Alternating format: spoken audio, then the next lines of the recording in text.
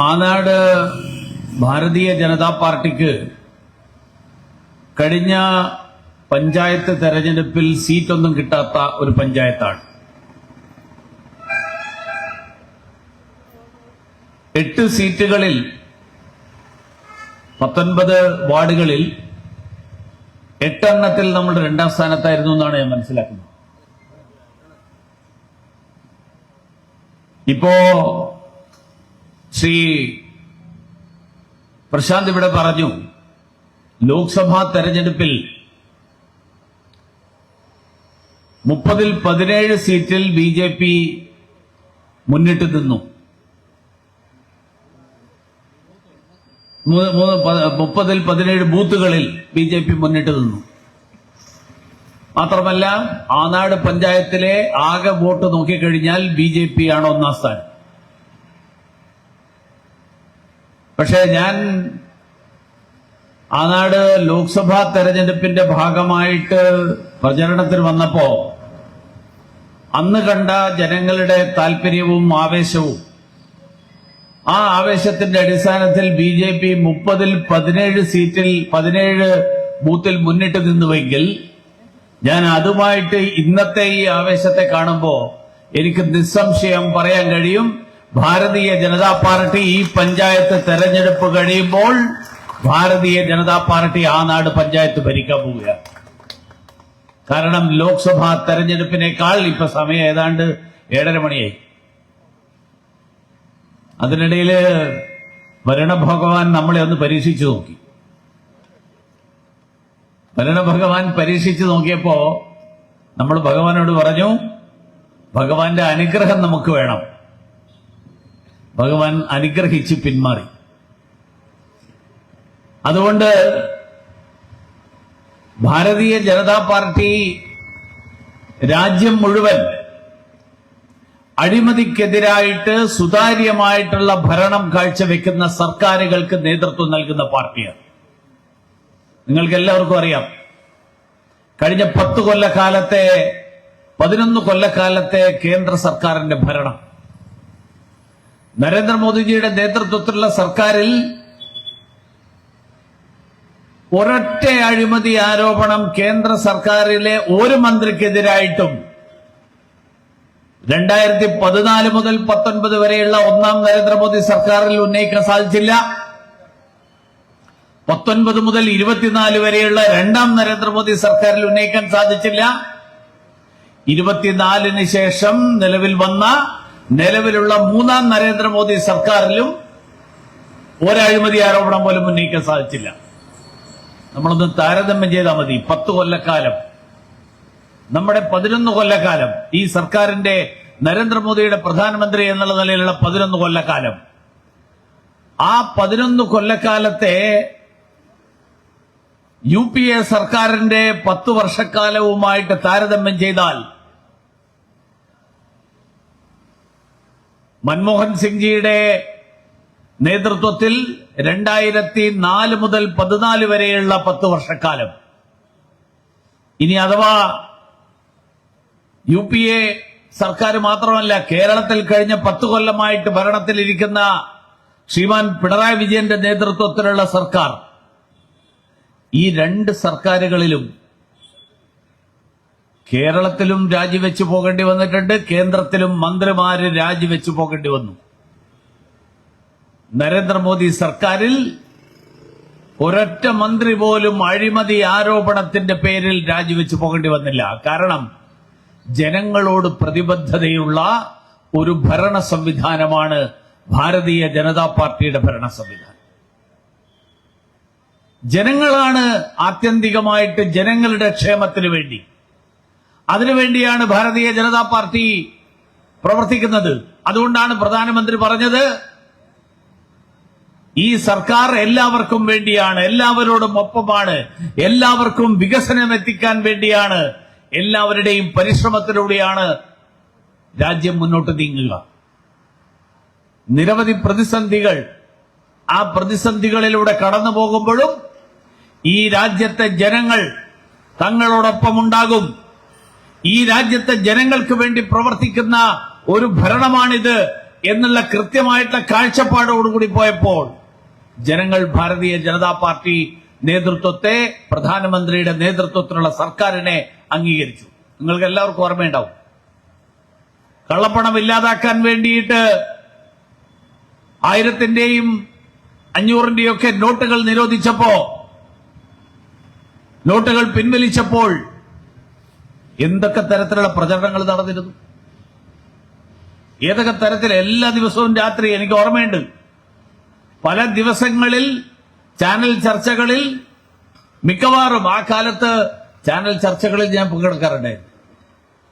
ആ ചാനൽ ചർച്ചകളിൽ ഭാരതീയ ജനതാ പാർട്ടിക്കെതിരായിട്ട് CPM-ഉം കോൺഗ്രസും പിന്നെ ഈ ചർച്ച നയിക്കുന്ന ആങ്കർ പേഴ്സണും, ഇവര് 3 പേരും ചേർന്ന് ഏതൊക്കെ തരത്തിലുള്ള ആരോപണങ്ങൾ അഴിച്ചുവിട്ടിരുന്നു എന്ന്. പക്ഷെ അത് കഴിഞ്ഞ് തെരഞ്ഞെടുപ്പ് നടന്നപ്പോൾ എന്തുണ്ടായി? ഈ രാജ്യത്തെ ജനങ്ങൾ നരേന്ദ്രമോദിയെ അംഗീകരിച്ചു. കോവിഡ്, ഈ നോട്ട് പിൻവലിക്കൽ ഓർമ്മയില്ലാത്ത ആളുകൾക്കും കോവിഡ് ഓർമ്മയുണ്ടാവും. കോവിഡിന്റെ കാലത്ത് ഏതൊക്കെ തരത്തിലുള്ള പ്രചരണങ്ങൾ നടന്നു?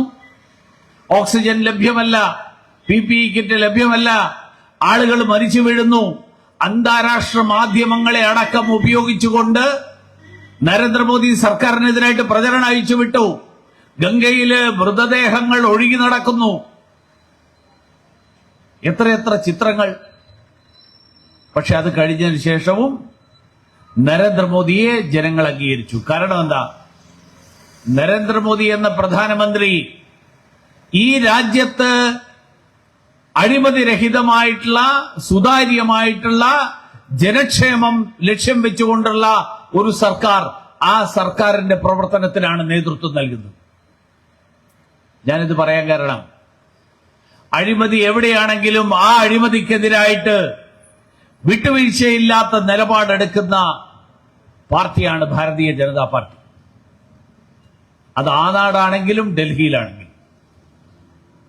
ആനാട് തിരുവനന്തപുരം സിറ്റിയിൽ നിന്ന് വലിയ ദൂരമൊന്നും ഇല്ലാത്തൊരു സ്ഥലമാണ്. വളരെ സുന്ദരമായിട്ടുള്ള സ്ഥലം, വളരെ ശാന്തമായിട്ടുള്ള സ്ഥലം. തിരുവനന്തപുരം സിറ്റിയിൽ നിന്ന് ദൂരെയല്ല എന്ന് ഞാൻ പറയാൻ കാരണം, വികസനം ഏറ്റവും വേഗത്തിൽ എത്താൻ കഴിയുന്ന പ്രദേശം. കാരണം കേരളത്തിന്റെ തലസ്ഥാനവുമായിട്ട് ഏറ്റവും അടുത്ത് നിൽക്കുന്ന സ്ഥലം, വലിയ വികസന സാധ്യതയുള്ള സ്ഥലം. ടെക്നോ പാർക്ക് വളരെ അടുത്ത്, ബ്രഹ്മോസ് വളരെ അടുത്ത്, VSSC വളരെ അടുത്ത്, ഇതെല്ലാമുള്ള സ്ഥലം. പക്ഷെ എന്തുകൊണ്ട് ആ നാടിന് ആ വികസനത്തിന്റെ പ്രയോജനം കിട്ടുന്നില്ല? കാരണം ഇവിടെ മാറി മാറി ഭരിച്ച ആളുകൾ കഴിഞ്ഞ ഇത്രയും വർഷക്കാലം അവരുടെ കീശ വിറപ്പിക്കുക എന്നുള്ളതല്ലാതെ ഈ നാട്ടിലെ ജനങ്ങളുടെ ക്ഷേമം, ആ ക്ഷേമം മുൻനിർത്തിക്കൊണ്ട്, ആ ക്ഷേമത്തിന് പ്രാധാന്യം നൽകിക്കൊണ്ട് ഈ പഞ്ചായത്തിന്റെ ഭരണം മുന്നോട്ട് കൊണ്ടുപോയി. എനിക്കിത് പറയുമ്പോ എനിക്ക് ഓർമ്മ വരുമ്പോ, ഇപ്പൊ ഇവിടെ രഞ്ജിത്തും അതിനു മുമ്പ് പ്രശാന്തും, ഇടയ്ക്ക് ഞാൻ ഫോൺ ചെയ്തപ്പോ പാലോട് സന്തോഷം പ്രസംഗിക്കുന്നത് ഒരു കഷ്ടം കേട്ടു. അത്രേ ഉള്ളത്. കാരണം ഫോൺ ചെയ്തതിന്റെ ഒരു 2 മിനിറ്റ് 3 മിനിറ്റല്ലേ കേട്ടുള്ളൂ. മുഴുവൻ പ്രസംഗം കേൾക്കാനുള്ള അവസരം കിട്ടിയില്ല. ഈ പരാമർശങ്ങളിൽ, ഈ പ്രസംഗങ്ങളിൽ ആനാട് പഞ്ചായത്തിന്റെ സ്ഥിതിയെക്കുറിച്ച് പറഞ്ഞു കേട്ടപ്പോ എനിക്കൊരു പഴയ സിനിമയാണ് ഓർമ്മ. നിങ്ങൾ ചില ആളുകളെങ്കിലും കണ്ടിട്ടുണ്ട്, പഞ്ചവടിപ്പാലം എന്ന് പറയുന്നൊരു സിനിമയുണ്ട്. വേളൂർ കൃഷ്ണൻകുട്ടി എഴുതിയ കഥ KG ജോർജ് സിനിമയാക്കി. വാസ്തവത്തിൽ പഞ്ചവടിപ്പാലം അന്നുണ്ടാക്കിയപ്പോ ആനാട് പഞ്ചായത്തിനെ മനസ്സിൽ വെച്ചുകൊണ്ടാണോ വേളൂർ കൃഷ്ണൻകുട്ടിയും അതുപോലെ KG ജോർജും ഈ കഥ, ഈ സിനിമയാക്കിയത് എന്നുള്ള സംശയം, അങ്ങനെ ഒരു കാര്യമാണ് എന്റെ മനസ്സിൽ വന്നത്. അങ്ങനെയുള്ള നിരവധി പഞ്ചവടിപ്പാലങ്ങൾ. അതാണ് ആ നാട്ടിന്റെ കഴിഞ്ഞ ഇത്രയും കൊല്ലക്കാലത്തെ ചരിത്രം. അല്ലെങ്കിൽ മണ്ണിട്ട് നികത്താൻ വേണ്ടിയിട്ട് പാർട്ടി പണം വാങ്ങുക എന്ന് പറയുന്നത് അല്ലെങ്കിൽ കെട്ടിടത്തിന് നമ്പർ ഇടാൻ വേണ്ടിയിട്ട് പാർട്ടി പണം വാങ്ങുക, അതിനു വേണ്ടിയിട്ട് കോട വാങ്ങുക. ഇതൊക്കെ നമ്മള് ഇപ്പൊ ഈ ആധുനിക സാങ്കേതിക വിദ്യ വികസിക്കുന്നതിന്റെ പല പ്രയോജനങ്ങളിലൊന്നാണിത്. ഇനി മുതൽ എനിക്ക് CPM-കാരെങ്കിലും ശ്രദ്ധിക്കുന്നുണ്ടെങ്കിൽ കേൾക്കുന്നുണ്ടാവും ധാരാളം പേര്. എനിക്ക് അവരോട് അഭ്യർത്ഥിക്കാനുള്ളത്, നിങ്ങളിനി ഈ വോയിസ് മെസ്സേജ് ഒക്കെ അയക്കുമ്പോൾ സൂക്ഷിക്കണം. കാരണം വോയിസ് മെസ്സേജ് നിങ്ങൾ അയക്കുമ്പോ, ഫോണിൽ സംസാരിക്കുമ്പോ ഈ 35 ലക്ഷം വാങ്ങിയ കാര്യവും ബാക്കിയുള്ളതൊക്കെ ഫോണിലൂടെ പറയുമ്പോ നിങ്ങളുടെ കൂട്ടത്തിൽ തന്നെയുള്ള ഗത്യന്തരമില്ലാത്ത ഇതിനോടൊക്കെ മനം മടുത്തിട്ടുള്ള ആളുകൾ അവരത് റെക്കോർഡ് ചെയ്ത് പുറത്തുവിടും എന്ന് നിങ്ങൾ സംശയിക്കണം. അതുകൊണ്ട് സൂക്ഷിച്ചു വേണം ഇനിമേലാൽ ഇങ്ങനെയുള്ള സംഭാഷണങ്ങൾ ടെലിഫോണിലൂടെ നടത്തുന്നു. അപ്പൊ അങ്ങനെയാണല്ലോ ഇവിടുത്തെ ഒരു 35 ലക്ഷത്തിന്റെ കഥ പുറത്തു വന്നത്. കാരണം ഇത് ഈ 35 ലക്ഷത്തിന്റെ കഥ പുറത്തു വരുന്ന ആരാ? BJP-കാരോടും സംസാരിച്ചതല്ല ഈ കാര്യം. ഇത് സംസാരിച്ചത് CPM-കാർ തമ്മിലാണ്. അവരുടെ ഇടയിൽ നിന്ന് തന്നെയാണ് ഇത് പുറത്തുവിട്ടിട്ടുള്ളത്. ഇപ്പൊ തൃശ്ശൂരിലെ ഒരു DYFI നേതാവ് കഴിഞ്ഞ ദിവസം ഇതേപോലെ ഒരു സംഭാഷണ ശകലം പുറത്തുവിട്ടത്, വോയിസ് റെക്കോർഡ് ചെയ്ത് പുറത്തുവിട്ടത് നമ്മൾ കേട്ടല്ലോ. MK കണ്ണൻ എന്ന് പറയുന്ന CPM-ന്റെ വലിയ നേതാവ് കപ്പലണ്ടി കച്ചവടം നടത്തിയിരുന്ന ആളാണ്. ഇപ്പൊ കോടീശ്വരനായി എന്നാണ് പറയുന്നത്. നമ്മുടെ നാട്ടിൽ ആരെങ്കിലും കപ്പലണ്ടി കച്ചവടം നടത്തിയിട്ട് ലോട്ടറി ടിക്കറ്റ് എടുത്തതിന്റെ പേര് കോടീശ്വരനായിട്ടുണ്ടാവും. അല്ലാതെ കപ്പലണ്ടി വിറ്റ് നടന്നിട്ട് കോടീശ്വരനായിട്ടുള്ള ഒരു അനുഭവം നമ്മളാരും നേരിട്ട് കണ്ടിട്ടില്ല. CPM-ന്റെ നേതാക്കന്മാർ ഈ നടത്തുന്ന അഴിമതിയുടെ സംഭാഷണങ്ങൾ അത് സഹികെട്ട് ഈ പാർട്ടി, അവരെല്ലാവരും ആത്മാർത്ഥതയുള്ള പാർട്ടിക്കാരായതുകൊണ്ടാണ്. ഈ പുറത്തുവിടുന്ന ആളുകൾ, അവർക്ക് പാർട്ടിയോട് ആത്മാർത്ഥതയില്ല എന്ന് നമ്മൾ തെറ്റിദ്ധരിക്കരുത്. അവർക്ക് പാർട്ടിയോട് ആത്മാർത്ഥതയുള്ളത് കൊണ്ടാണ് അവർ പുറത്തുവിടുന്നത്. കാരണം അവർക്കറിയാം ഈ മുകളിലിരിക്കുന്ന ആളുകൾ ഈ പാർട്ടിയെ വിറ്റ് തിന്നു കൊടുക്കുകയാണ്, ഈ പാർട്ടിയെ വിറ്റ് പണമുണ്ടാക്കുകയാണ്. അതുകൊണ്ട് പാർട്ടിയെ വിറ്റ് പണമുണ്ടാക്കുന്ന ആളുകളെ നിലക്ക് നിർത്താൻ വേണ്ടിയിട്ട് ഈ കാര്യങ്ങൾ പുറത്തുവിടുന്നു എന്നുള്ളതാണ് കൊണ്ടാണ് ഇതൊക്കെ പുറത്തു വരുന്നത്. ഇവിടെ ഒരു ജിംനേഷ്യം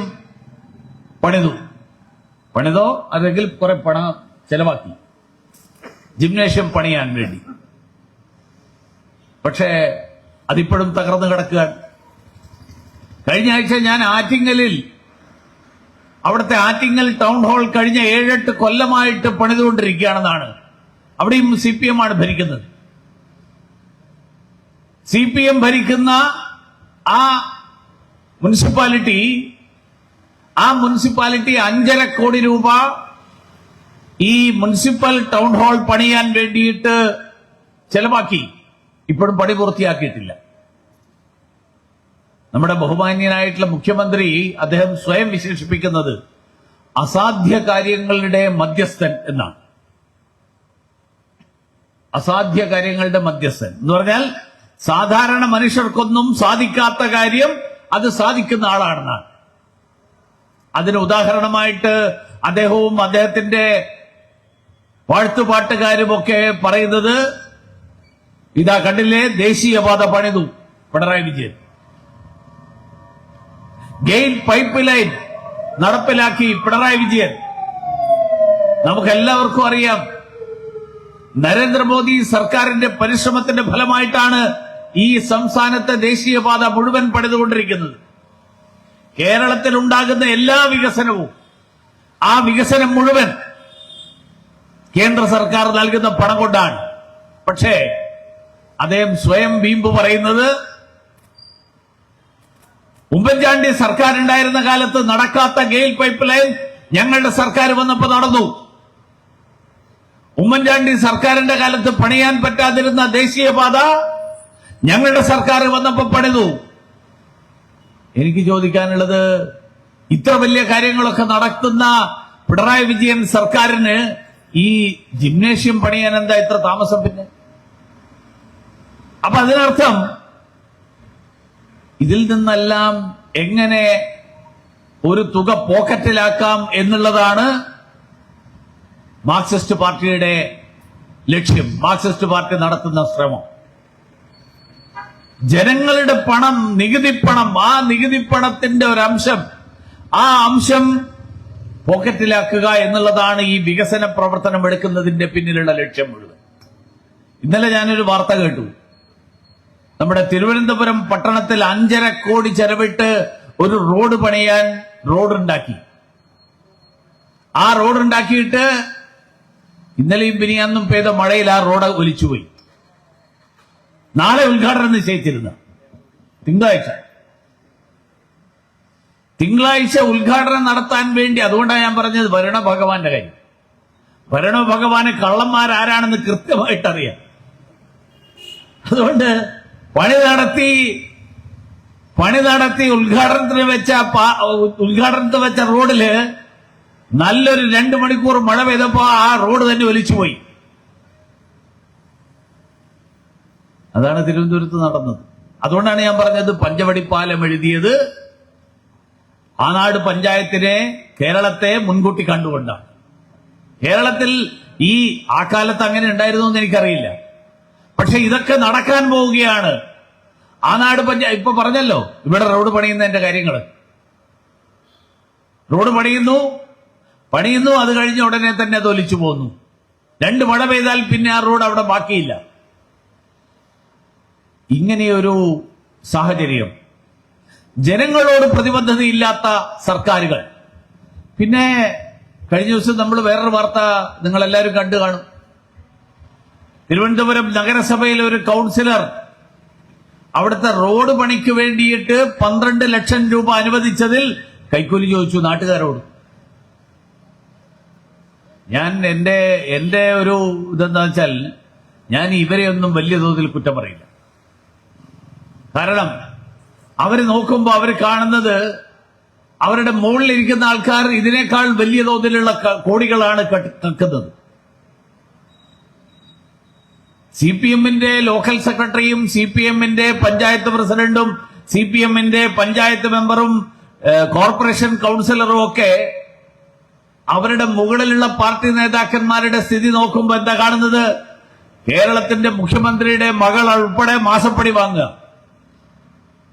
അല്ലെങ്കിൽ കരിമണൽ കമ്പനിക്കാരെന്തിനാ എല്ലാ മാസവും മുഖ്യമന്ത്രിയുടെ മകൾക്ക് മാസം തോറും പണം കൊടുക്കുന്നത്? മാസം തോറും പണം കൊടുക്കേണ്ട ഒരാവശ്യമില്ലല്ലോ.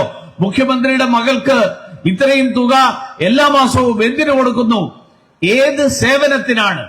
മുഖ്യമന്ത്രി എല്ലാ തവണയും നിയമസഭയിൽ പറഞ്ഞത്, എന്റെ മകൾ ഒരു കമ്പനി നടത്തുന്നത് തെറ്റാണോ? ഒരു തെറ്റുമില്ല. എന്റെ മകൾക്ക് ഒരു വ്യവസായം നടത്താനുള്ള സ്വാതന്ത്ര്യമില്ലേ? പൂർണ്ണ സ്വാതന്ത്ര്യമുണ്ട്. അതുകൊണ്ട് എന്റെ മകൾ ആ കമ്പനിക്ക് നൽകിയിട്ടുള്ള സേവനത്തിന്റെ പേരിൽ ഒരു തുക വാങ്ങുന്നുണ്ടെങ്കിൽ അത് തെറ്റാണോ? തെറ്റില്ല. ഒറ്റ കാര്യം പറയണം മുഖ്യമന്ത്രി, എന്ത് സേവനാണ് താങ്കളുടെ മകൾ നൽകിയത്? താങ്കളുടെ മകളുടെ കമ്പനി ഈ കരിമണൽ കമ്പനിക്ക് വേണ്ടിയിട്ട് എന്ത് പ്രവൃത്തി ഏറ്റെടുത്തതിന്റെ പേരിലാണ് ഈ പണം കിട്ടിയത് എന്ന് വ്യക്തമാക്കാൻ മുഖ്യമന്ത്രിയുടെ മകൾക്ക് കഴിയുന്നില്ല, മുഖ്യമന്ത്രിക്ക് കഴിയുന്നില്ല, ഇൻകം ടാക്സ് ഉദ്യോഗസ്ഥന്മാരുടെ ചോദ്യങ്ങൾക്ക് മറുപടി പറയാൻ കഴിയുന്നില്ല. അപ്പൊ മാസം തോറും മാസപ്പടി വാങ്ങുന്ന മുഖ്യമന്ത്രിയുടെ മകളെ കാണുമ്പോ CPM-ന്റെ പഞ്ചായത്ത് മെമ്പറും ലോക്കൽ സെക്രട്ടറിയും കോർപ്പറേഷൻ കൗൺസിലറും ഒക്കെ അവരെല്ലാവരും കുറച്ച് ചില്ലറ വാങ്ങാനം എന്ന് അവർക്ക് തോന്നിപ്പോയി എന്നിരിക്കട്ടെ. അവർക്ക് സ്വയം തോന്നുന്നത് ഇവർക്കെല്ലാവർക്കും ഇതൊക്കെ ചെയ്യാമെങ്കിൽ എനിക്കെന്തുകൊണ്ട് ചെയ്തുകൂടാ എന്നുള്ള ചോദ്യമായിരിക്കണം അവരെ ഇങ്ങനെ വാങ്ങാൻ പ്രേരിപ്പിച്ചത്. പക്ഷെ ആ നാട് ജനങ്ങളെ സംബന്ധിച്ചോളം ഈ നാട്ടിലെ ജനങ്ങളുടെ നികുതി പണത്തിൽ നിന്നാണ് നിങ്ങൾ കൈയിട്ട് വാരിയിരിക്കുന്നത്. ഈ നാട്ടിലെ ജനങ്ങൾ അവരുടെ നികുതിപ്പണം, ആ നികുതിപ്പണം ഉപയോഗിച്ച് ഇവിടെ നടക്കേണ്ട വികസന പ്രവർത്തനങ്ങൾ, ആ വികസന പ്രവർത്തനങ്ങൾക്ക് തുരങ്കം വെച്ചുകൊണ്ടാണ് നിങ്ങളുടെ സ്വന്തം പോക്കറ്റിലേക്ക് പണം വാങ്ങിയിട്ടുള്ളത്. ഇവിടെ പറഞ്ഞു, പാർട്ടി അക്കൗണ്ടിലേക്കാണ് പണം പോകുന്നത്. CPM മാത്രമാണ് അങ്ങനെ ഒരു പാർട്ടി ഉണ്ടാവുക. ഇപ്പൊ കരുവന്നൂരിൽ നടന്നത് എന്താ? കരുവന്നൂരിൽ 300 കോടിയുടെ വെട്ടിപ്പാണ് നടന്നത്. കരുവന്നൂർ സഹകരണ ബാങ്കിൽ ഈ 300 കോടിയുടെ വെട്ടിപ്പ് ഏതൊക്കെ തരത്തിൽ നടന്നു? ഇല്ലാത്ത ആളുകളുടെ പേരിൽ വ്യാജ പേരുകൾ ഉപയോഗിച്ച് വായ്പ സംഘടിപ്പിക്കുക, ആ വായ്പയിൽ നിന്ന് ഒരംശം പാർട്ടി നേതാക്കന്മാർക്ക്, വേറൊരംശം നേരിട്ട് പാർട്ടി അക്കൗണ്ടിലേക്ക്. ഇതുപോലെ ലോകത്തെവിടെയെങ്കിലും ആരെങ്കിലും ചെയ്തിട്ടുണ്ടാവും അറിയില്ല. അഴിമതി ആരോപണങ്ങൾ രാഷ്ട്രീയ രംഗത്ത് നിരവധി ആളുകൾക്കെതിരായിട്ട് ഉയർന്നു വന്നിട്ടുണ്ട്. ചില അഴിമതി ആരോപണങ്ങളൊക്കെ വസ്തുതാപരമായിട്ട് ശരിയാണ് എന്ന് ബോധ്യമാകുന്ന തെളിവുകളും ഉണ്ടായിട്ടുണ്ട്. അതിന്റെ പേരിൽ നിരവധി രാഷ്ട്രീയ നേതാക്കന്മാരുടെ ആയിട്ടുള്ള ആളുകൾക്കെതിരായിട്ട് കേസെടുത്തിട്ടുണ്ട്. രാഷ്ട്രീയ നേതാക്കന്മാർ ശിക്ഷിക്കപ്പെട്ടിട്ടുണ്ട്. ഇപ്പോ CPM-ഉം കോൺഗ്രസും ഒക്കെ ചേർന്നിട്ടുള്ള ഇന്ത്യ സഖ്യം, ആ ഇന്ത്യ സഖ്യത്തിന്റെ നേതാവാണ് ലാലു പ്രസാദ് യാദവ്. ലാലു പ്രസാദ് യാദവ് അഴിമതി കാണിച്ചതിന്റെ പേരിൽ ശിക്ഷ അനുഭവിച്ച വ്യക്തിയാണ്. അനുഭവിച്ചെന്ന് പറഞ്ഞാൽ അദ്ദേഹത്തെ ശിക്ഷിച്ചു, ജയിലിലടച്ചു. ആരോഗ്യ പ്രശ്നം കാരണം അദ്ദേഹത്തിന് ജാമ്യം കൊടുത്തു. ശിക്ഷിച്ചതിന് ശേഷം അഴിമതിയുടെ പേരിൽ ശിക്ഷിച്ചു. എന്താ അഴിമതി? ജോലി കൊടുക്കാമെന്ന് പറഞ്ഞ ആളുകളിൽ നിന്ന് കൈക്കൂലി വാങ്ങുക. 2, നമ്മുടെ പാറ്റ്നയിലെ റെയിൽവേ സ്റ്റേഷൻ, ആ റെയിൽവേ സ്റ്റേഷൻ പണയപ്പെടുത്തിയിട്ട് ബാങ്കിൽ നിന്ന് വായ്പ എടുക്കുക. നിങ്ങൾ ആരെങ്കിലും കേട്ടിട്ടുണ്ടോ? ആരെങ്കിലും നാളെ പോയിട്ട് ആനാട് പഞ്ചായത്ത് ഓഫീസ് പണയപ്പെടുത്തിയിട്ട് എനിക്കൊരു 5 ലക്ഷം രൂപ വേണമെന്ന് ഏതെങ്കിലും ബാങ്കിൽ പോയിട്ട് നിങ്ങൾ പറഞ്ഞു കഴിഞ്ഞാൽ ആരെങ്കിലും നിങ്ങൾക്ക് ബാങ്കിൽ നിന്ന് വായ്പ തരുമോ? അല്ലെങ്കിൽ തമ്പാനൂർ റെയിൽവേ സ്റ്റേഷൻ എനിക്കൊരു 10 ലക്ഷം രൂപ വേണം, ഞാൻ ബാങ്കിൽ പോയിട്ട് പറയാണ് പണയ വസ്തുവായിട്ട് നിങ്ങളുടെ സ്വന്തം എന്താ ഉള്ളത്, ഇതാ തമ്പാനൂർ റെയിൽവേ സ്റ്റേഷൻ എടുത്തോളൂ. പാറ്റ്നയിലെ ഗാന്ധി മൈതാനം നമ്മുടെ പുത്തരിക്കണ്ട മൈതാനത്തിനേക്കാൾ വലിയ മൈതാനാണ്. ആ ഗാന്ധി മൈതാനം പണയപ്പെടുത്തിയിട്ട് പണം വാങ്ങി. കൊടുത്ത ബാങ്കുകാരനും കള്ളനാണ്, വാങ്ങിയ ലാലുവും കള്ളനാണ് എന്ന് കോടതി വിധിച്ചു. അങ്ങനെ ശിക്ഷിക്കപ്പെട്ടിട്ടുണ്ട്. ഞാൻ പറഞ്ഞത് വ്യക്തികൾക്കെതിരായിട്ട് ഈ തരത്തിൽ ആരോപണങ്ങൾ തെളിയിക്കപ്പെട്ടിട്ടുണ്ട്. പക്ഷെ ഒരു പാർട്ടി അഴിമതിയിൽ പങ്കാളിയാണ്, ഒരു പാർട്ടിക്കെതിരായിട്ട് അഴിമതി ആരോപണങ്ങൾ ഉയർന്നു വരിക, ആ പാർട്ടി അഴിമതിയിൽ പങ്കാളിയാണെന്ന് വ്യക്തമാവുക, അങ്ങനെ ഇന്ത്യയുടെ ചരിത്രത്തിൽ ഇന്ന് വരെ ഒരൊറ്റ പാർട്ടിക്കെതിരായിട്ടേ ഉണ്ടായിട്ടുള്ളൂ. അത് കരുവന്നൂരിലെ കേസുമായിട്ട് ബന്ധപ്പെട്ട് മാർക്സിസ്റ്റ് പാർട്ടിക്കെതിരായിട്ട്. കാരണം പാർട്ടി അക്കൗണ്ടിലേക്ക് നേരിട്ടാണ് പണം പോയിട്ടുള്ളത്. ഇവിടെ ഇപ്പൊ പറഞ്ഞു വരുന്നത് കരുവന്നൂർ മോഡൽ ഇവിടെ ആനാടും നടക്കുന്നു എന്നാണ്. കാരണം നിലം നികത്താൻ വേണ്ടിയിട്ട്, അതിനു വേണ്ടിയിട്ട് പണം വാങ്ങുന്നത് ഏതെങ്കിലും വ്യക്തികളല്ല, പാർട്ടി നേരിട്ട് പണം വാങ്ങുന്ന ഒരു സ്ഥിതി, അതാണ് ഇവിടെ നടക്കുന്നത്. ഇവിടെ സൂചിപ്പിച്ചു, സ്വകാര്യമായിട്ട് ഒരു സ്വകാര്യ വ്യക്തി നിർമ്മിച്ച കെട്ടിടം, ആ കെട്ടിടത്തിന് അനധികൃതമായിട്ട് അത് പണിയാൻ വേണ്ടിയിട്ട് 2 കൂട്ടരും ഒരുമിച്ച് വന്നു, ഭരണപക്ഷവും പ്രതിപക്ഷവും ഈ പഞ്ചായത്തിൽ. കാരണം ഇന്ത്യ സഖ്യമാണ്, കേന്ദ്രത്തിൽ ഇന്ത്യ സഖ്യമാണെങ്കിൽ എന്തുകൊണ്ട് ആനാട് പഞ്ചായത്തിൽ ഇന്ത്യ സഖ്യം പാടില്ല എന്ന് അവർ രണ്ടുപേരും ആലോചിച്ചപ്പോ അവർക്ക് തോന്നി ഇതിൽ തെറ്റൊന്നുമില്ല, നമ്മൾ രണ്ടുപേരും ഒരുമിച്ച് നിന്നിട്ട് ചെയ്യാം. ഈ അഴിമതിയുടെ സൂത്രധാരനായിട്ട് ഒരു പഞ്ചായത്ത് മെമ്പർ, CPM-ന്റെ വാർഡ് മെമ്പർ, കൂടെ പഞ്ചായത്ത് പ്രസിഡന്റും വേറൊരു 4 ആൾക്കാരും.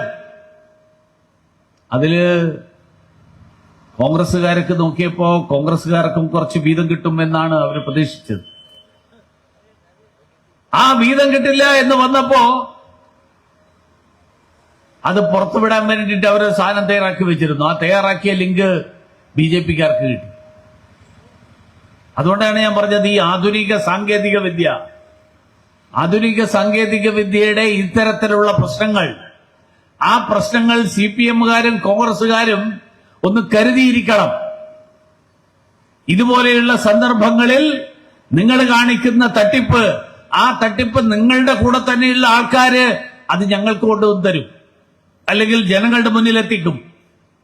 കാരണം അവർക്ക് തന്നെ തോന്നും, അവർക്ക് തന്നെ സഹി കെട്ടിട്ട് അവർക്ക് പാർട്ടിക്കകത്ത് ഇത് പറയാൻ പറ്റില്ല. പാർട്ടിക്കകത്ത് പറഞ്ഞു കഴിഞ്ഞാൽ അവർ പാർട്ടിയിൽ നിന്ന് പുറത്താവും. പാർട്ടിക്കകത്ത് വിമർശനം ഉന്നയിക്കാൻ അവസരമില്ല. അപ്പൊ പിന്നെ ഒരു വഴിയേ ഉള്ളൂ, ബിജെപിക്കാർക്ക് കൊടുക്കുക. നമ്മുടെ നാട്ടിലെ ചെറുപ്പക്കാർക്ക് നീന്തൽ പഠിക്കാനുള്ള ഏറ്റവും വലിയ അവസരം, ആ അവസരമായിട്ട് ആയിരുന്നു താണിവേലിക്കോണം ചിറ. അത് എത്രയോ കാലമായിട്ട് പണിതുകൊണ്ടിരിക്കുകയാണ്, പണിയുമെന്ന് പറഞ്ഞുകൊണ്ടിരിക്കുകയാണ്. അതിപ്പോഴും പകുതി വഴിയിൽ ഉപേക്ഷിക്കപ്പെട്ട നിലയിലാണ് നിൽക്കുന്നത്. ഈ രാജ്യത്ത് അധികാര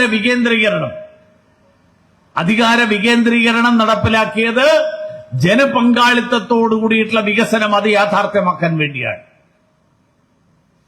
അധികാര വികേന്ദ്രീകരണത്തിന്റെ ലക്ഷ്യം അതാണ്. 73-ാം ഭരണഘടനാ ഭേദഗതി, ആനാട് പഞ്ചായത്തിൽ എന്ത് വേണം എന്നുള്ളത് ആനാട് ജനങ്ങൾ തീരുമാനിക്കും. ജനങ്ങളുടെ കൂട്ടുത്തരവാദിത്തത്തോടുകൂടി തീരുമാനങ്ങൾ എടുക്കും.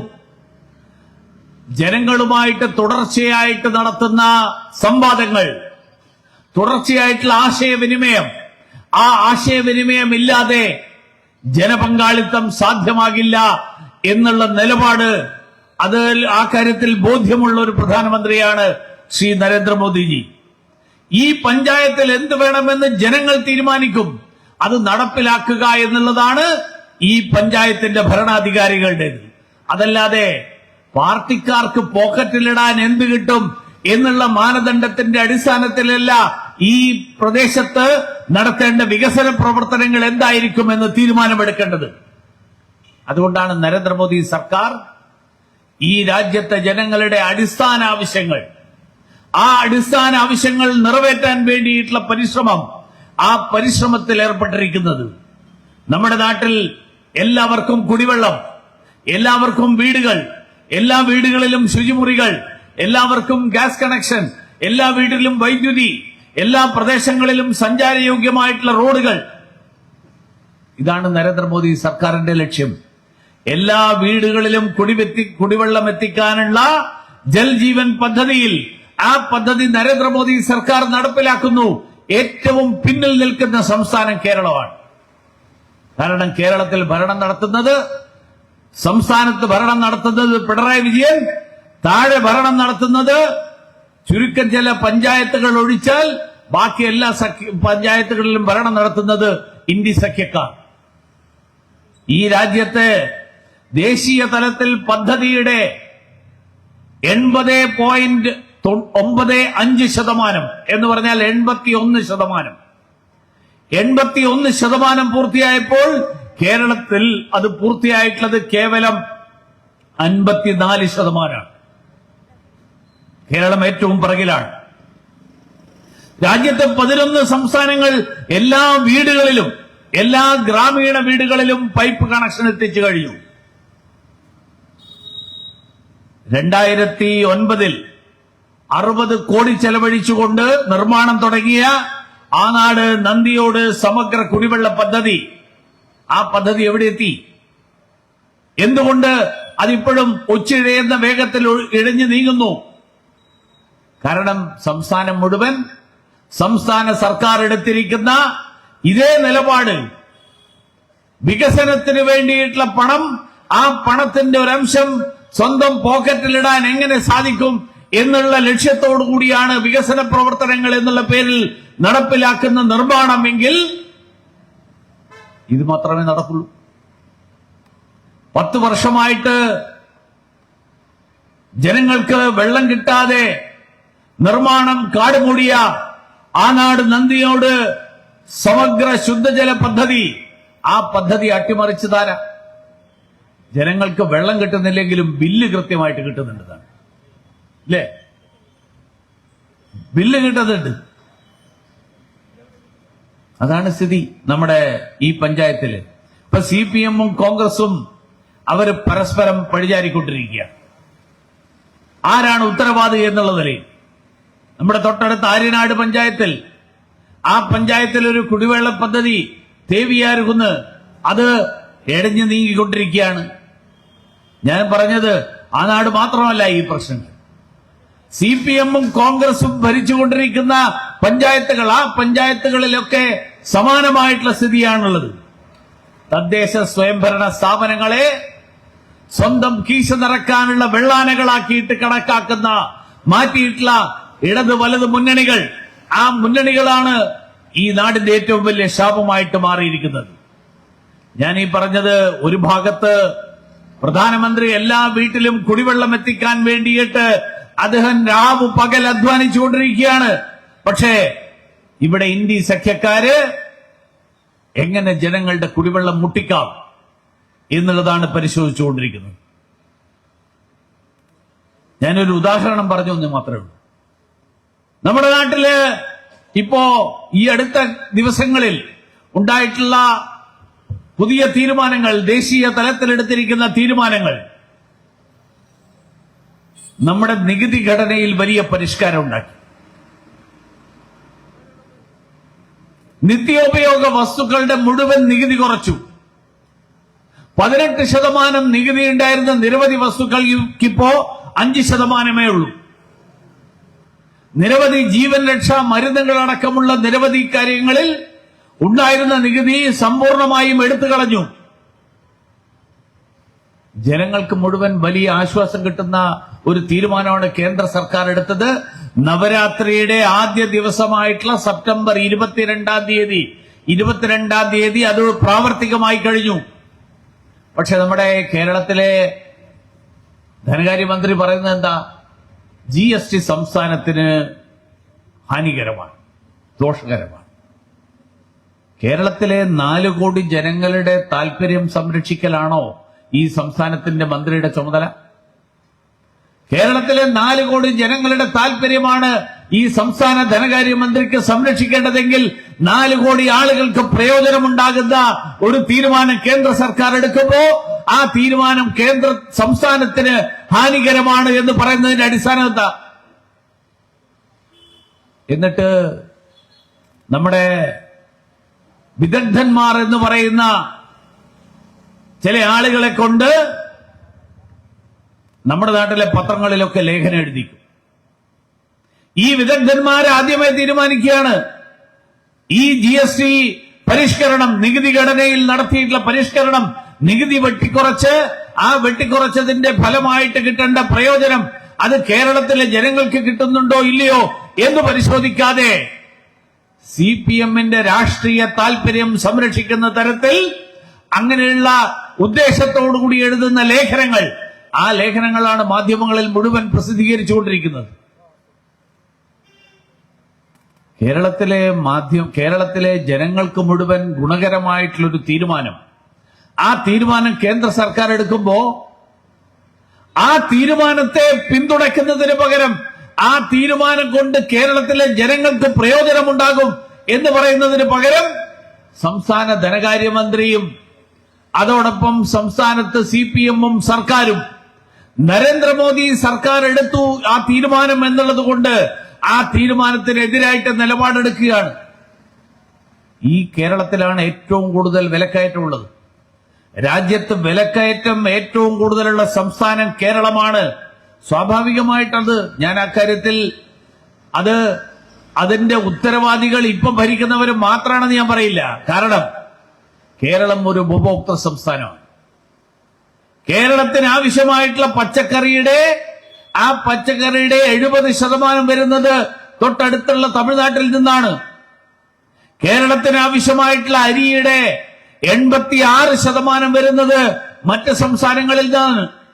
കേരളത്തിന് ആവശ്യമായിട്ടുള്ള മുളക് മുഴുവൻ വരുന്നത് ആന്ധ്രയിലെ ഗുണ്ടൂരിൽ നിന്നാണ്. കേരളത്തിന് ആവശ്യമായിട്ടുള്ള പരിപ്പ് മുഴുവൻ വരുന്നത് തമിഴ്നാട്ടിൽ നിന്നും കർണാടകത്തിൽ നിന്നുമാണ്. കേരളത്തിന് ആവശ്യമായിട്ടുള്ള ഉള്ളി മുഴുവൻ വരുന്നത് മഹാരാഷ്ട്രയിൽ നിന്നാണ്. കേരളത്തിന് ആവശ്യമായിട്ടുള്ള ഉരുളക്കിഴങ്ങ് മുഴുവൻ വരുന്നത് അതിനപ്പുറത്തുള്ള സംസ്ഥാനങ്ങളിൽ നിന്നാണ്. ഇത്രയും ദൂരം വാഹനങ്ങളിൽ കൊണ്ടുവരുമ്പോ വില സ്വാഭാവികമായും കൂടും. എന്തുകൊണ്ട് ഇതൊന്നും കേരളത്തിൽ ഉൽപ്പാദിപ്പിക്കാൻ പറ്റുന്നില്ല?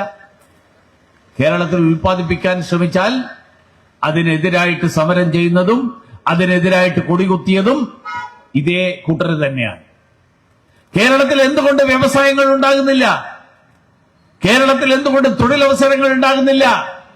2023 വരെയുള്ള സർവേ പ്രകാരം കേരളത്തിൽ നിന്ന് 22 ലക്ഷം ആളുകളാണ് അന്യ സംസ്ഥാനങ്ങളിലേക്ക്, അന്യരാജ്യങ്ങളിലേക്ക് കുടിയേറി പാർത്തിട്ടുള്ളത്. നമ്മുടെ നാട്ടിലെ ചെറുപ്പക്കാർ, ആ ചെറുപ്പക്കാർക്ക് കേരളത്തിൽ തൊഴിലവസരങ്ങൾ ലഭിക്കാത്തത് കൊണ്ട് അവർ അന്യ സംസ്ഥാനങ്ങളിലേക്ക് പോകുന്നു. ഇന്ന് കേരളത്തിലെ വിദ്യാർത്ഥികൾ അടക്കം കേരളത്തിൽ പഠിക്കാൻ താല്പര്യപ്പെടുന്നില്ല. 2.25 ലക്ഷം സീറ്റുകളാണ് കേരളത്തിലെ കോളേജുകളിലുള്ളത്. 80,000 സീറ്റുകൾ ഒഴിഞ്ഞു കിടക്കുക. ഞാൻ കഴിഞ്ഞ ദിവസം ഒരു എഞ്ചിനീയറിംഗ് കോളേജ് നടത്തുന്ന ഒരു മാനേജ്മെന്റിന്റെ ആളുകളെ കണ്ടു. ഞാൻ ചോദിച്ചു, എങ്ങനെയാ സ്ഥിതി? പറഞ്ഞു, ധാരാളം സീറ്റുകൾ ഒഴിഞ്ഞു കിടക്കുക. വേറൊരു കോളേജിന്റെ മാനേജ്മെന്റിനെ കണ്ടു. അവരോട് ചോദിച്ചു, എങ്ങനെയാ? 1-2 കോഴ്സുകളിൽ ആളുണ്ട്, ബാക്കി കോഴ്സുകളിൽ ആളില്ല. കേരളത്തിലെ വിദ്യാഭ്യാസ സ്ഥാപനങ്ങൾ, കേരളത്തിലെ കുട്ടികളെ ആ വിദ്യാഭ്യാസ സ്ഥാപനങ്ങളിൽ പഠിപ്പിക്കണം എന്ന് കേരളത്തിലെ രക്ഷാകർത്താക്കൾക്ക് താല്പര്യമില്ലാത്ത ഒരു സാഹചര്യം, ആ സാഹചര്യം സൃഷ്ടിക്കാൻ ഉത്തരവാദികളാരാ? ആ ഉത്തരവാദിത്തത്തിൽ നിന്ന് CPM-നും കോൺഗ്രസിനും പിന്മാറാൻ പറ്റുമോ? കേരളത്തിലെ ആരോഗ്യ മേഖലയിൽ വലിയ മാറ്റങ്ങൾ വന്നുകൊണ്ടിരിക്കുകയാണ്.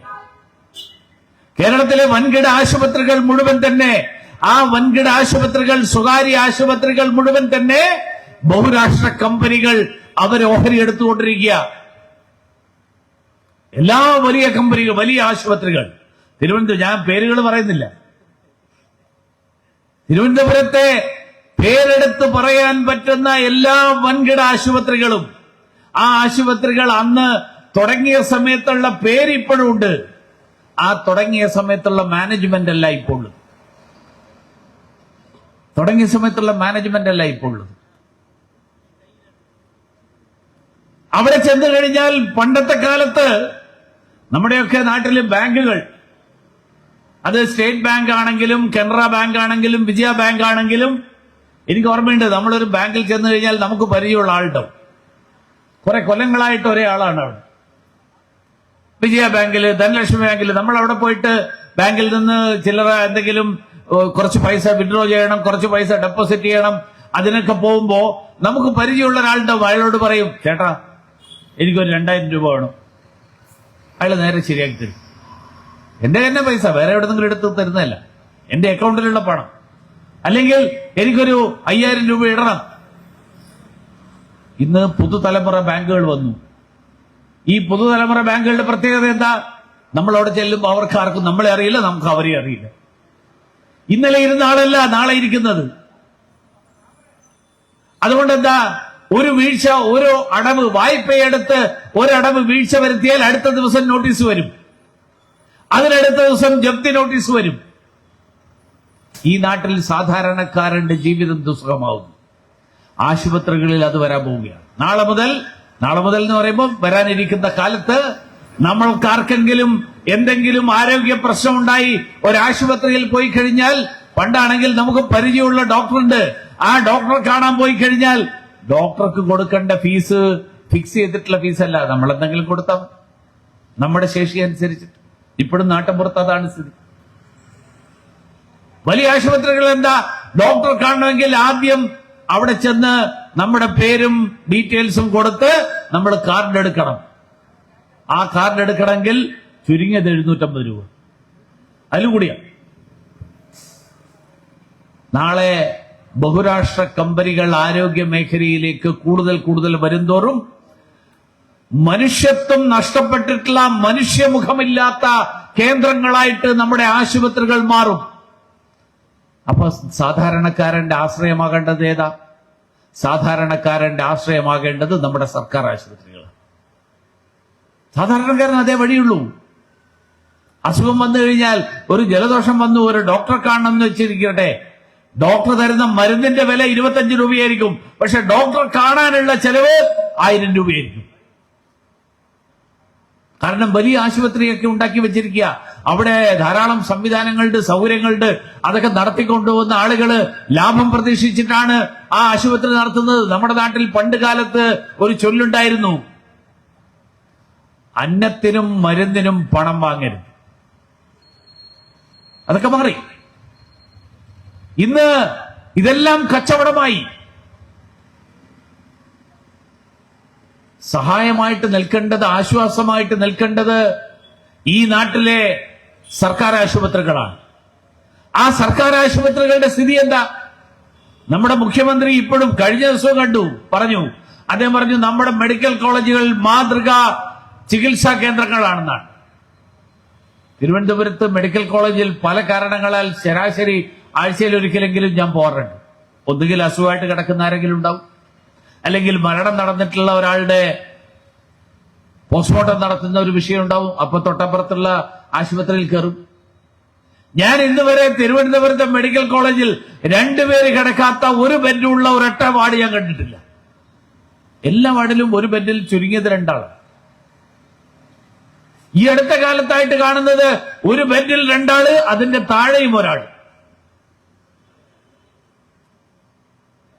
എങ്ങനെ ഈ ആശുപത്രികളിൽ അസുഖം മാറും? പാവപ്പെട്ടവന് വേറെ വഴിയില്ലാത്തത് കൊണ്ട് അവിടെ പോകേണ്ടി വരും. പക്ഷേ പകർച്ചവ്യാധികൾ, പലതരം അസുഖങ്ങൾ, ഇതെല്ലാം ഉള്ള ഒരു കാലഘട്ടത്തിൽ കോവിഡ് ബാധിച്ച് കഴിഞ്ഞ വർഷം 58 പേര് കേരളത്തിൽ മരിച്ചു എന്നാണ് അനൌദ്യോഗികമായിട്ടുള്ള കണക്ക്. നമ്മളാരും ആ കണക്ക് പുറത്തു കണ്ടിട്ടില്ല. മസ്തിഷ്ക ജ്വരം ബാധിച്ച് ആളുകൾ മരിച്ചുകൊണ്ടിരിക്കുന്നു. വെള്ളം ഉള്ളിൽ ചെന്നതിന്റെ പേരിലാണ് ഈ മരണം നടന്നതെന്ന് പറയുന്നു. എവിടുത്തെ വെള്ളമാണ്? കിണറ്റിലെ വെള്ളമാണോ, കുളത്തിലെ വെള്ളമാണോ, അതോ പൈപ്പിലെ വെള്ളമാണോ, മറ്റെവിടെയെങ്കിലും ഉള്ള വെള്ളമാണോ? അറിയില്ല.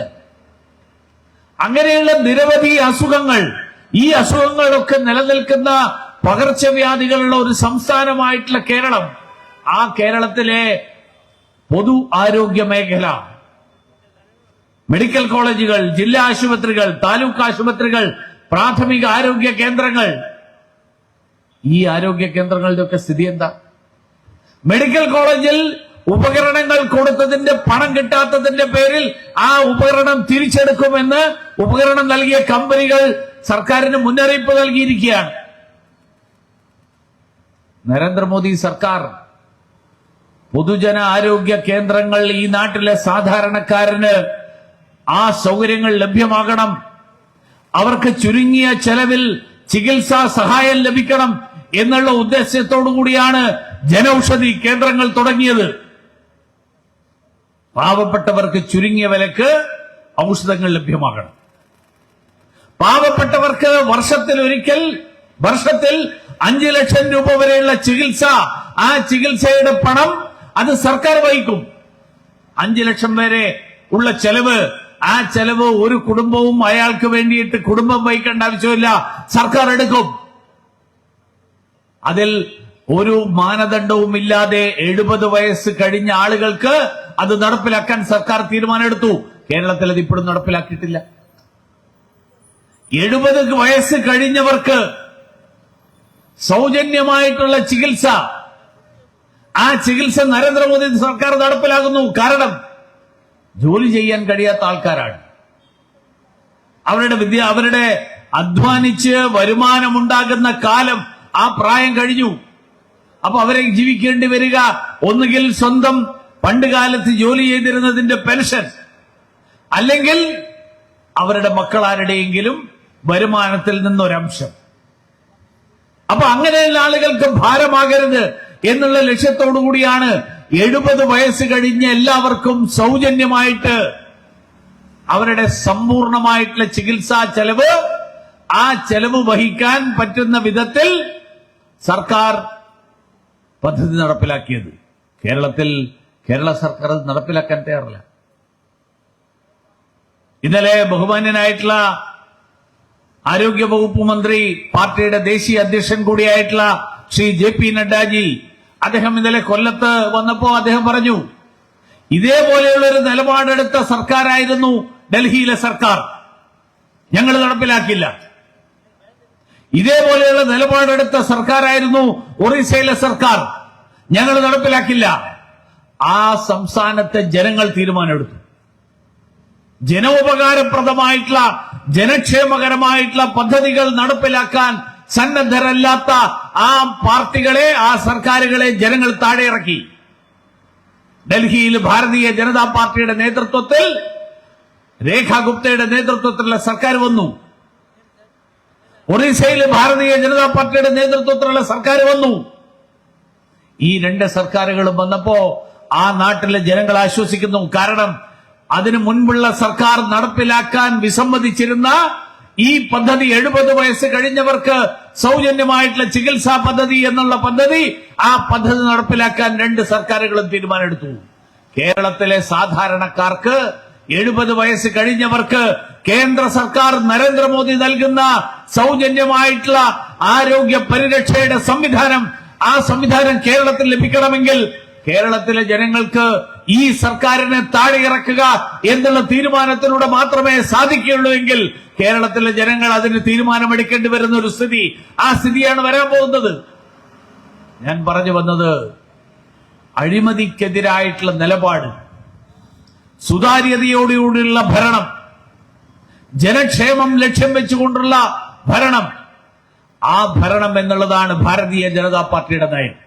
അത് പാർലമെന്റ് മുതൽ പഞ്ചായത്ത് വരെ ഈ നയം നടപ്പിലാക്കാൻ പ്രതിജ്ഞാബദ്ധമായിട്ടുള്ള പാർട്ടിയാണ് ഭാരതീയ ജനതാ പാർട്ടി. അതുകൊണ്ടാണ് ആ നാട് പഞ്ചായത്തിൽ ജനക്ഷേമത്തിന് താൽപര്യം, ജനക്ഷേമത്തിന് പ്രാധാന്യം നൽകുന്ന ഒരു സാഹചര്യം, ആ സാഹചര്യം ഉണ്ടായില്ലെങ്കിൽ നമ്മൾ ഇത്രയും കാലം ആവർത്തിച്ചിരുന്ന അതേ കാര്യം വരാനിരിക്കുന്ന കാലത്തും ഈ ആ നാടിൽ ആവർത്തിക്കും. അതുകൊണ്ട് ഈ തീവട്ടിക്കൊള്ള അവസാനിപ്പിക്കാൻ, അതിനു വേണ്ടിയിട്ട് വരാനിരിക്കുന്ന തെരഞ്ഞെടുപ്പിൽ ഇവരെ രണ്ടുപേരെയും ഭരണമേൽപ്പിക്കില്ല എന്നുള്ള തീരുമാനമെടുക്കേണ്ട സമയം, ആ സമയം സമാഗതമായിരിക്കുന്നു എന്നുള്ളത് ആ നാട് ജനങ്ങളെ ഓർമ്മിപ്പിക്കാൻ ഈ യാത്രയിലൂടെ സാധിച്ചു എന്നുള്ളതിന്റെ പ്രത്യക്ഷ ഉദാഹരണമാണ് ഈ യാത്രയ്ക്ക് ഇന്ന് പകൽ മുഴുവൻ നൽകിയ, വിവിധ പ്രദേശങ്ങളിൽ നൽകിയ സ്വീകരണങ്ങൾ. ആ സ്വീകരണങ്ങൾ വ്യക്തമാക്കുന്നത്. അതുകൊണ്ട് വരാനിരിക്കുന്ന ദിവസങ്ങളിൽ ഭാരതീയ ജനതാ പാർട്ടിയുടെ പ്രവർത്തകർ മാത്രമല്ല, കക്ഷി രാഷ്ട്രീയത്തിന് അതീതമായിട്ട് ഈ ആനാട് പഞ്ചായത്തിന്റെ വികസനത്തിൽ താല്പര്യമുള്ള, ആനാട് പഞ്ചായത്തിൽ അഴിമതിക്കൊരു അറുതി വരുത്തണം എന്ന് താല്പര്യമുള്ള, ആനാട് പഞ്ചായത്തിലെ ജനങ്ങളെ ഊറ്റിയെടുത്ത് അവരെ ഊറ്റിപ്പിടിയുന്ന ഈ ഇടത് വലത് മുന്നണികളുടെ സമീപനങ്ങൾ, ആ സമീപനങ്ങൾ അവസാനിപ്പിക്കണമെന്ന് ആഗ്രഹിക്കുന്ന മുഴുവൻ ആളുകളും ഒറ്റക്കെട്ടായി നിന്ന് അഴിമതിക്കെതിരായിട്ടുള്ള ഒരു മുന്നേറ്റത്തിന് തുടക്കം കുറിക്കേണ്ട സമയം സമാഗതമായിരിക്കുന്നു. അതിന്റെ തുടക്കമാകട്ടെ ഈ യാത്ര എന്ന് ആശംസിച്ചുകൊണ്ട് ഞാൻ എന്റെ വാക്കുകൾ അവസാനിപ്പിക്കുന്നു. എല്ലാവർക്കും നമസ്കാരം.